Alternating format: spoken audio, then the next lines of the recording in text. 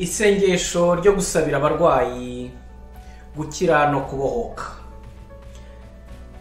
Ni kuri iki cyumweru ku masaha ya 2:00 mu Rwanda no mu Burayi, ku masaha ya 8:00 hano Ottawa muri Canada. Ubutumwa bwa Yesu Kristo yabwubakiye ku nkingi 5 z'ingenzi.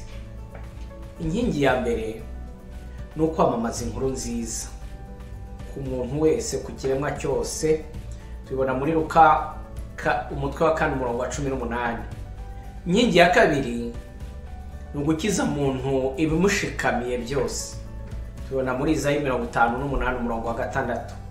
Inkingi ya gatatu ni ukurimbura ibikorwa bya Sekibi. Tubibona mu ibaruwa ya mbere ya Yohana umutwe wa 3:8.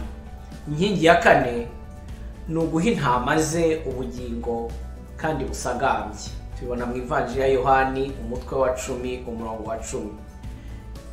Inkingi ya gatanu ni ugukiza abamugana bose, agahagakiza abamwakiriye bose, akabaha n'ububasha bwo guhinduka abana b'Imana.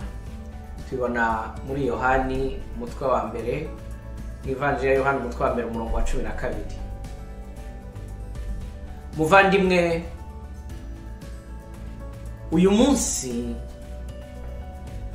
ubu butumwa bubereyeho kugira ngo bukomeze ubuzima bwawe kandi buhamye ko umugambi w'Imana usohorera mu mateka yawe. Muze rero muri benshi, ntihagire n'umwe usaguka ku ngabire y'Imana, urukundo rw'Imana n'impuhwe zayo yazigeneye abantu bose kugira ngo habeho mu buzima bwawe ukwigaragaza kwa Nyagasani.